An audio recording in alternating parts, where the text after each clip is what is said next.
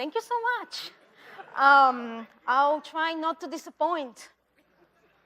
Well, what is the greatest challenge in reading on war and the understanding on war? For most of you, that's my guess, is the language. It's heavy. Sometimes the text is overwritten. Clausewitz also built his arguments in a way that it's kind of strange for modern readers. What I'm trying to do today is to give you a little bit more context about the times Clausewitz lived, the way he wrote on war, and how he created some of his most famous ideas. It will not make on war Gone with the Wind. It's still going to be a text that you have to wrestle with. It's still going to be a text that you have to think about a lot. But I hope that you, after this lecture will give you more confidence and more understanding about on war. So Clausewitz, this guy here, he was born on July 1st, 1780 in Burg bei Magdeburg, which is a small garrison town southwest from Berlin. His father, Friedrich Gabriel, they came from a long line of Lutheran priests. His grandfather was actually a famous scholar, theologian. But Clausewitz's father wanted to be an officer in the Prussian army. However, he was middle class, and back in those days, people from the middle classes, they could not be officers. If you're an officer, you're from the nobility.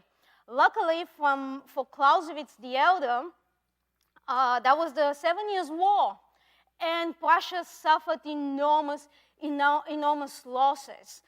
The king, which was Frederick the Great, he was forced to accept men from the middle classes to become officers. Friedrich Gabriel kept the title. He had tasted privilege. He's gonna be now a fon, this little fon that says that you're from the nobility. So actually the title is completely fake. Clausewitz was not fon. But Friedrich Gabriel was also incredibly ambitious, and he found a way to get three of his four sons to join the Prussian army. Clausewitz was the youngest son, and his father took him to his regiment when he was not quite the age of 12. Back then, 12 was the earliest age when you can join the Prussian army. And the latest date was June 1st. Clausewitz was born on July 1st. So what his father did was basically lied to him and lied to everybody else, told him you're born on June 1st. Clausewitz, till the end of his day, he always thought he's born on June 1st. This is why you're going to see also this debate, when was Clausewitz actually born? We have the church books. He was actually born on July 1st, but he never knew that. Back in those days, if you want to be an officer, you had to serve for several years as an NCO, so junior NCO. So all these boys that are going to be officers one day, they had to leave and fight with the common soldiers. They had to learn the business of war before they can become officers. Clausewitz, this boy soldier, he marched west to participate in his first war, and that's the war of the First Coalition against the revolutionary France. In Book 1, Chapter 4 of On War, that's on danger in war, which has been assigned to you. Clausewitz speaks about what it is for a young soldier to be for the very first time on a battlefield. This is Napoleonic Wars, how it was a horrendous experience. He talks about himself in that chapter. He's talking about his own experience, what it was for him as this young boy. To understand Clausewitz, his life and his ideas, we have to understand that he came of age in the midst of one of the greatest upheaval in human history. It's the French Revolution. In 1789, every Frenchman was elevated to the status of citizen, and that meant that every man could potentially serve in the army.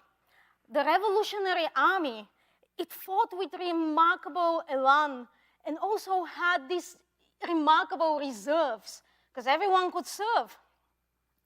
Then the rising tide, it lifted many boats. So you have this whole new generation of very young officers who were not really nobility or just not good families. They got their chance to be officers and command great armies. And this is Napoleon, Bernadotte, Murat, Junot. Those guys, they finally got their chance. Part of it was because the old aristocrats, the real officers, they were either executed or exiled, you know. But all these new guys that came, this new generation, they had a chip on their shoulder and they had something to prove. And that's why they were so aggressive on the battlefield and so innovative on the battlefield. The French Revolution also unleashed ferocity never seen before. And it startled the old regimes, what just had happened. The enemies of the French Revolution, they believed, this is this ragtag army. We need 3 days and these guys are done. We're gonna defeat them so easily. They don't even have real officers. What is that army, this revolutionary army? And it was this great shock that they persevered and they actually started winning those revolutionary wars. Now, Prussia got out of this first revolutionary war really early, relatively fast, became a neutral state, and observed from a safe distance the rise of a certain guy named Napoleon Bonaparte. Now, in 1801, Clausewitz was accepted at the Prussian Military Academy in Berlin, and he almost failed the first year. Luckily, at the school at that time taught one of the greatest military minds, one of the greatest reformers of that era, and this is this guy, Gerhard von Scharnhorst. Scharnhorst was also an outsider. He was Hanoverian. He was from Hanover. He was not born noble, just like Clausewitz. That fun, he gets it later in life. But he was a famous military rider in this time. So the Prussian king invited him to come to Berlin. Now, Scharnhorst, he spotted Clausewitz's talent, and he took him under his wing and mentored him until his death in 1813. So Scharnhorst is always looking for Clausewitz. Clausewitz famously called him, "That's the father and the friend of my spirit." So when we think about how to have more people like Clausewitz, then we need more like of those guys. If you want to have more people like Clausewitz, then we have to have more people like Scharnhorst, who are able to spot talent and mentor. And needless to say, Clausewitz graduated on the top of his class. Like from the guy on the back, he was the first over there.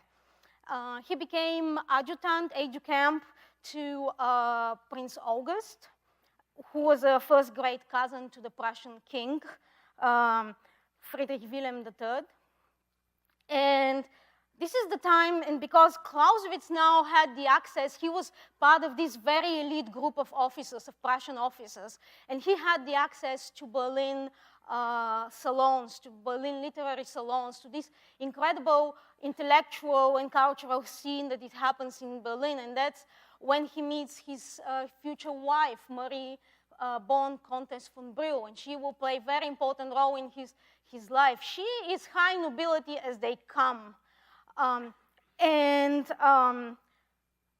You have to give it to this guy, Clausewitz. He comes to Berlin. He doesn't have real title. He doesn't have money. He doesn't have connections. But he decides that he's going to date this woman from the highest possible nobility, and he's going to marry her. You know, like, go for it, Clausewitz. You know, like,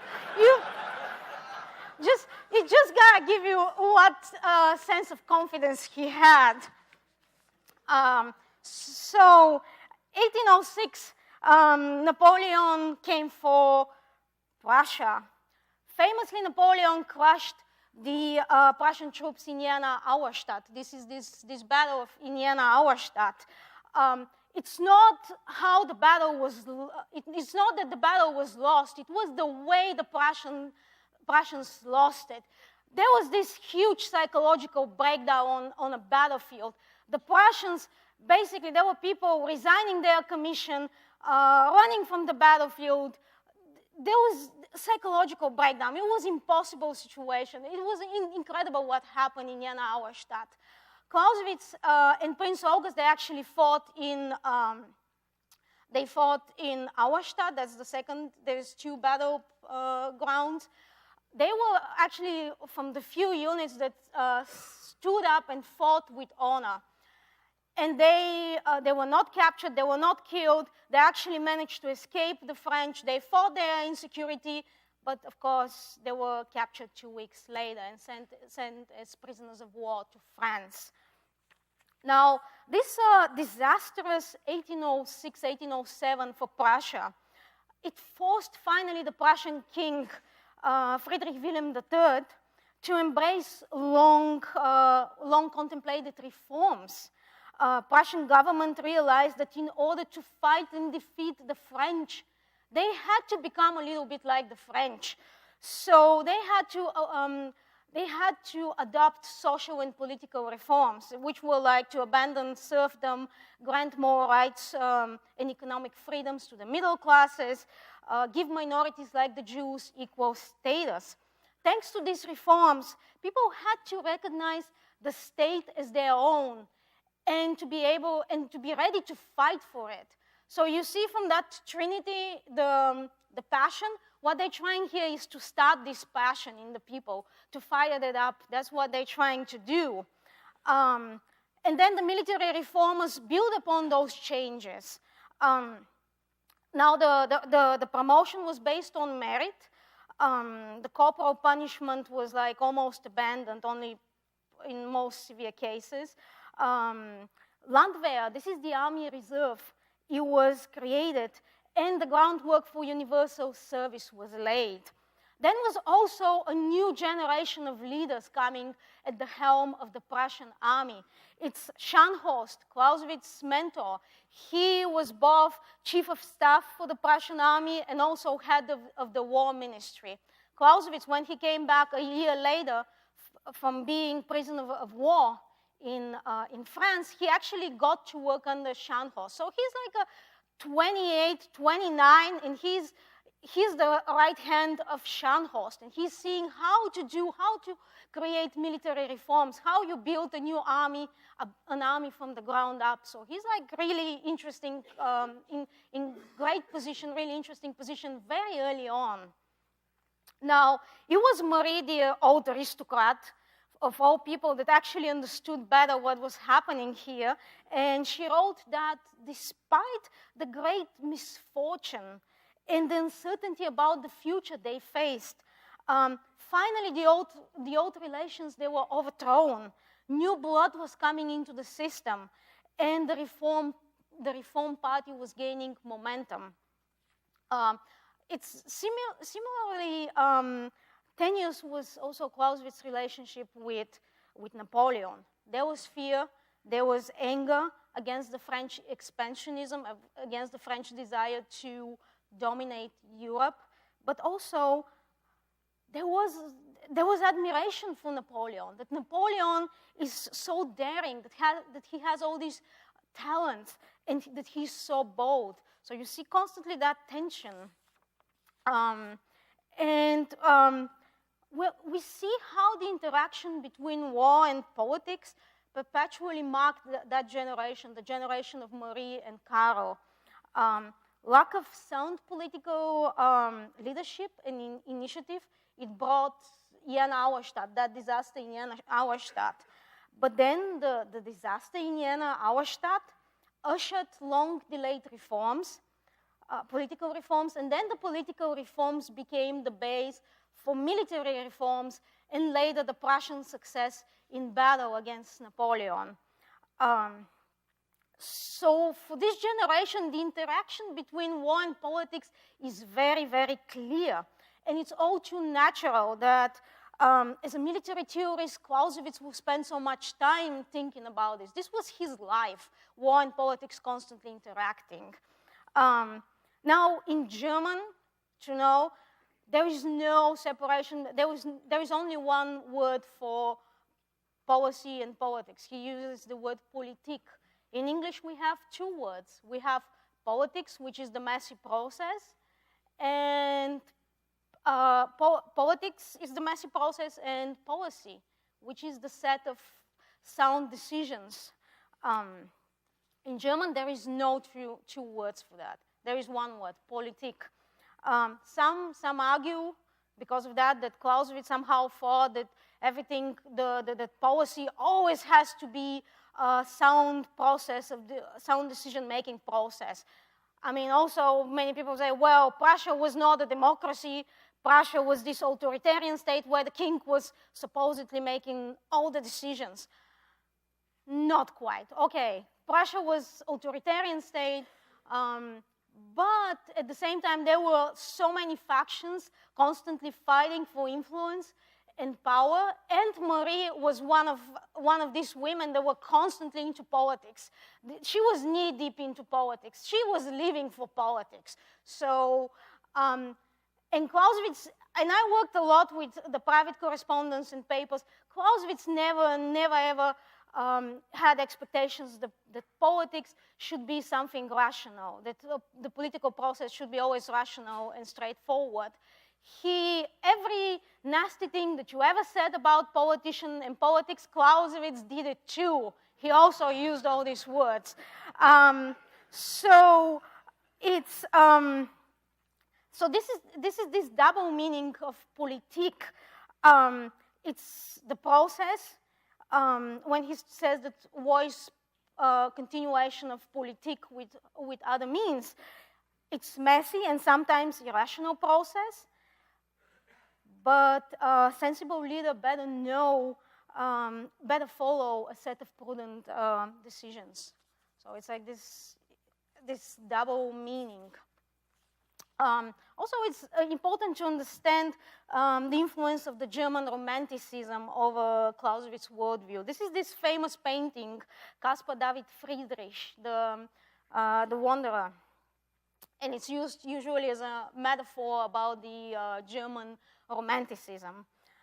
So Clausewitz's generation, they grew up during the Enlightenment era.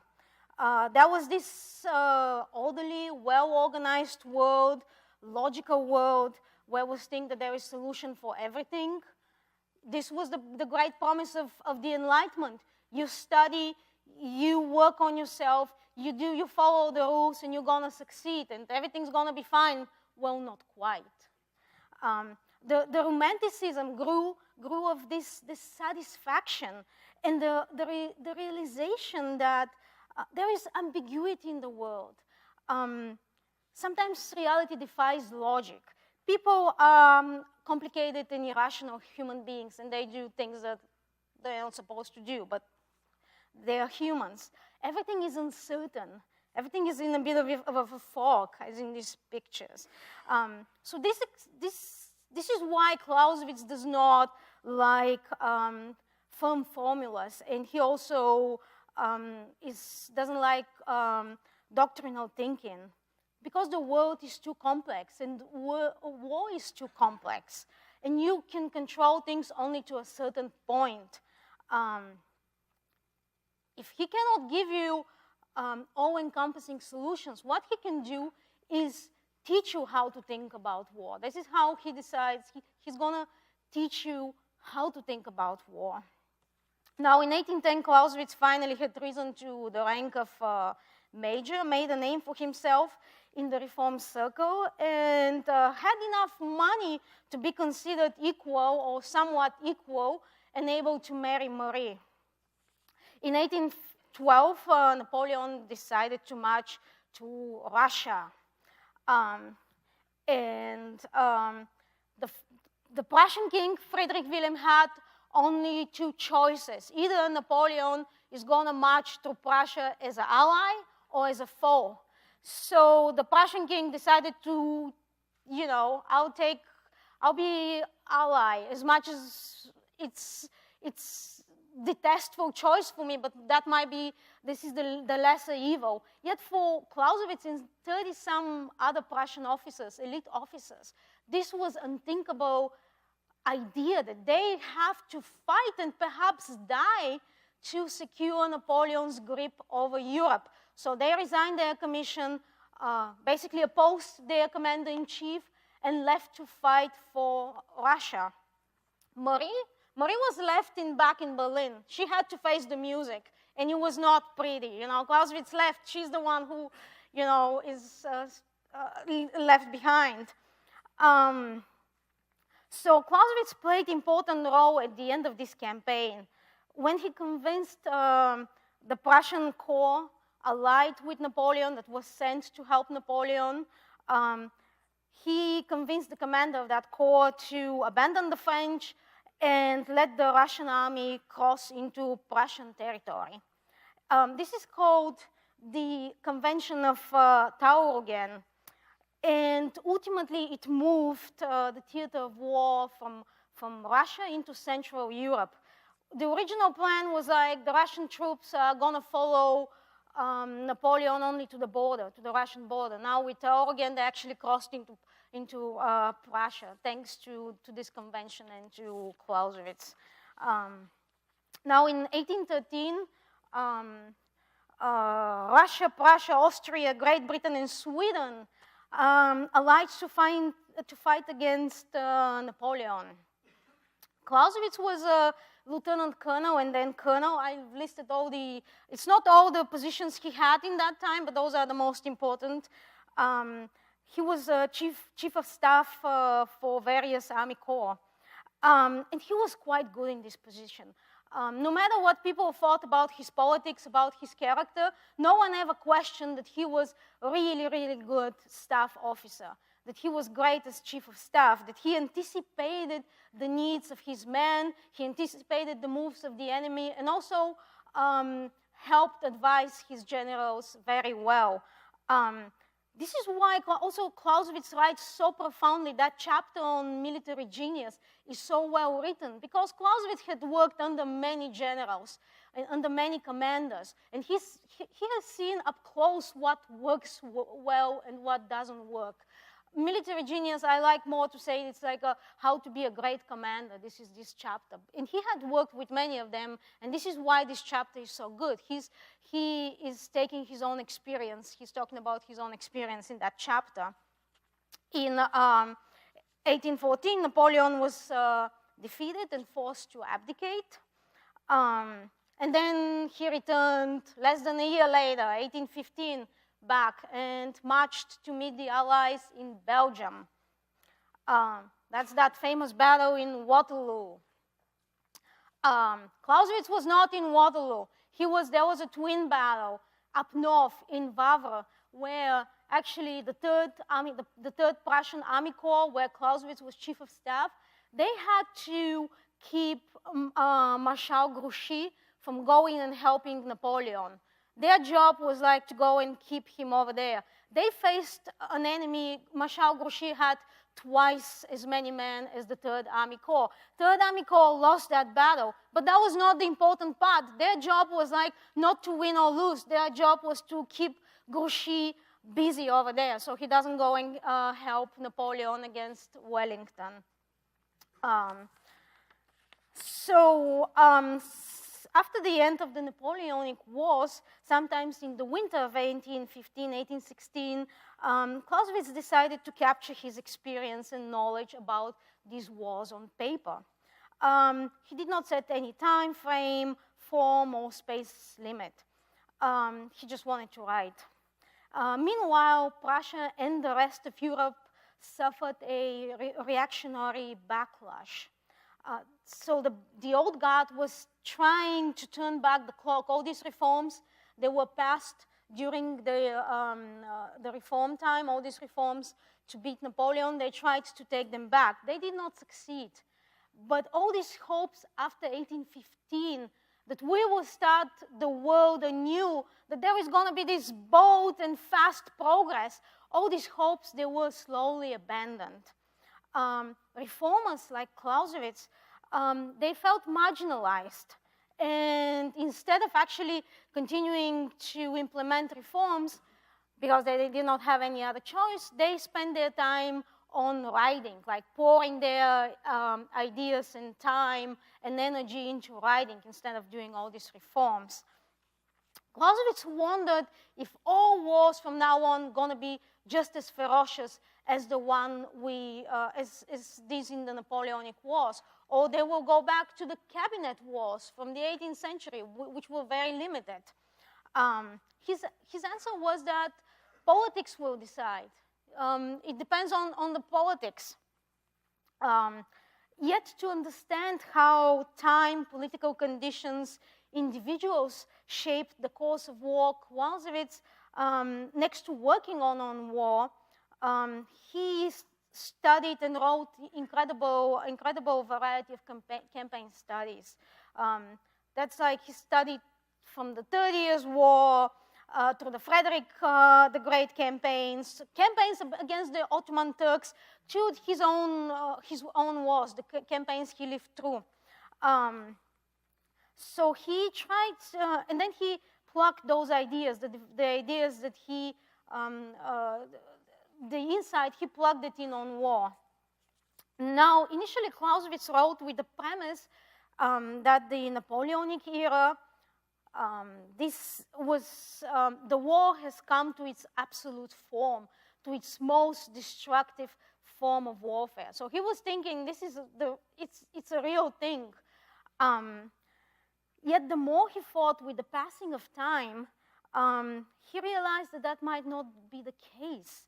Not all the resources of the society were used. There were still pockets that were not used. He starts to realize in war there is always resources that are never used. So he started to think more and more about absolute war in terms of ideal, of a philosophical construct, something to be studied and understood, but and to compare real war to it, but to understand that war is never so perfectly devastating. The real war is never so perfectly devastating. Yet because the way he wrote and rewrote the text without leaving a clear copy and final copy, because he died without finishing the book, it's so hard to follow this evolution of the term. However, in book 1, chapter 1, which is the most mature version, he clearly did not think about absolute war as a real thing. And to explain you, so I'll show you some of the manuscripts of On War, the preserved manuscripts that we have. So Clausewitz will, to explain how this process goes, why it's sometimes so hard to read that text, he will write on the first draft on the right side, but then he will put the text aside, debate his ideas further, very often with Marie, read, research, test his ideas, and then go back to the manuscript. So you see he will cross out paragraphs, adding on the left side additional remarks and occasional notes for himself. Like here, he's like, this should go to book 8. So you see, this should go to book 8, and so on. And then he will make a clear copy, and then we'll start all over again. Yeah, this one is like, and this one is actually on the left, on the right side is actually in Marie's handwriting. So, and then Clausewitz will go and do this thing. This is another manuscript. These are the manuscripts of chapter 1, of book 1, chapter 1 that you've been studying. We don't know exact dating, so we don't know if that's the last version of these things, but it's very close to the published version. And as you can see, on the right side is Clausewitz's handwriting, on the left side is actually Marie. Those headings that you've seen, they're actually written by Marie. Sometimes, this is why the text sometimes does not align with these headings, because the headings were, if you read closely, the headings and the text under it, they not always align. It's because the text was written first, and then these things were written later to make it easier to read for everybody else. Now, and then I want to show you the heading number 24, which is, you can see it here, and it says, der Krieg ist eine bloße Fortsetzung der Politik mit anderen Mitteln. the war is merely the continuation of politics with other means. It's actually written by Marie, in Marie's handwriting. Now, I'm just saying. Now, Clausewitz explores that idea in many other places on war. If you read it in different versions, but it's only one time it comes in this simple and contained and so remarkable way. It's only one time, and it's in this version. I'm just saying, And, but what I wanted to emphasize is how much debating, testing, and fine-tuning went into that chapter 1. Now, this messy approach makes On War a difficult but incredibly rich read. Now, to caution you against the notion that if Clausewitz only was not such a messy writer, if he was a little bit more organized, if he was like a little bit more shorter and so on, he might have been better. I want to show you other chapter. This is the chapter Nachrichten im Kriege. It's intelligence in war, which is not the best chapter on war. Like, it's actually, Clausewitz been attacked a lot about this chapter because it's not very good. And these are very early manuscripts. That's from early 1820s. And I went word by word comparing the published and these early manuscripts. And there is only one, you can see there is only one change from these manuscripts to the published one, and it's where he says, under intelligence, I understand. Marie changed it in the published version, is under intelligence, we understand. It's more because he used we in most of the text. So he actually wrote that chapter very early, and he never touched it for maybe 10 years. And it's not the best chapter. So Clausewitz is not good when he doesn't think a lot, when he doesn't ponder, when he is not messy writer. He needs his time to think. When he tries to be short and concise and doesn't go rewriting his ideas, he's not very good. Now, it's a popular legend that Clausewitz worked in secret and no one knew that he was creating this all-encompassing theory. Not true. He actually circulated different versions among friends. His fellow military reformers waited with impatience for Clausewitz to publish, just as his wife, Marie, she was constantly, come on, publish this thing. They hoped that book is going to invigorate the public debate and probably create some momentum for reforms. Why this anticipation? It was also the time of Jumini and his cookbooks and all these military professionals. All these professional soldiers, all these veterans, they were like, no, that's not how war is conducted. This is not how we experienced it. War is not a cookbook. So they were like, come on, Clausewitz, like, you have to write the real book. But he was taking his time. Now, in 1830, there was another wave of popular discontent around Europe. This is this revolution, the July Revolution, 1830 in France. It was followed by rebellions in Belgium, Italy, and Poland. Clausewitz was sent again as chief of staff for the Prussian army in the east on the Polish border, where there was this rebellion, the Polish November uprising against the Russian Empire. But Prussia itself had lots of Polish territory, lots of Polish provinces, and they wanted to prevent that uprising from crossing into Prussia. And then, of course, the cholera came. And it was actually, for the first time in Europe, saw cholera. That was like a new disease, and it was a horrendous experience for the people. Clausewitz actually survived the epidemic on the border. And when the uprising was over, he went back home with Marie. And then several days after that, he died from cholera. So he survives on the border, but then suddenly he dies in the relatively safe city of Breslau. It was left to Marie to publish the manuscripts. She had carried the manuscripts with her, the manuscripts of On War. Wherever she traveled, 1830, 1831, Clausewitz sealed them and gave it to her. She traveled around with these manuscripts. She decided to publish On War the way it was found with the latest revisions incorporated.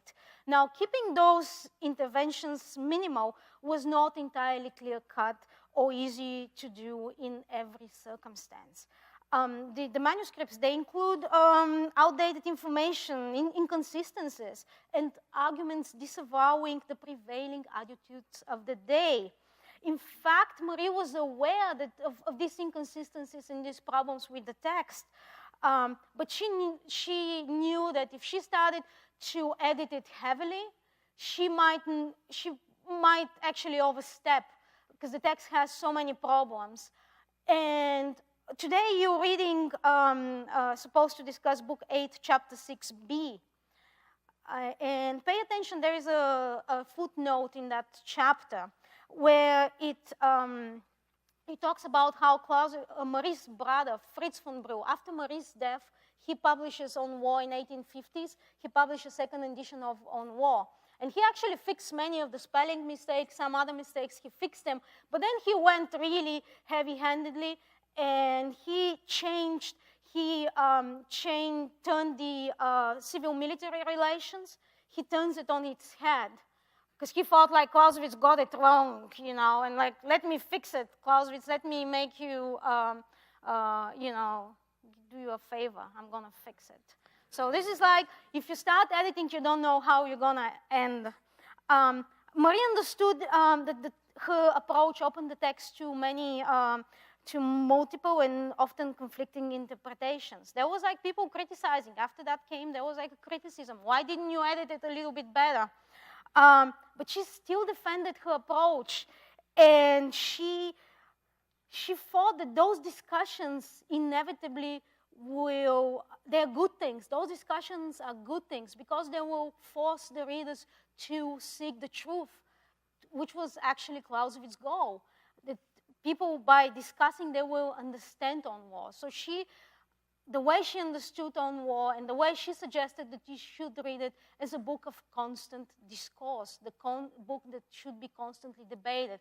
It's not Clausewitz On War, it's not the Bible, it's not St. Paul's letters to the Christians.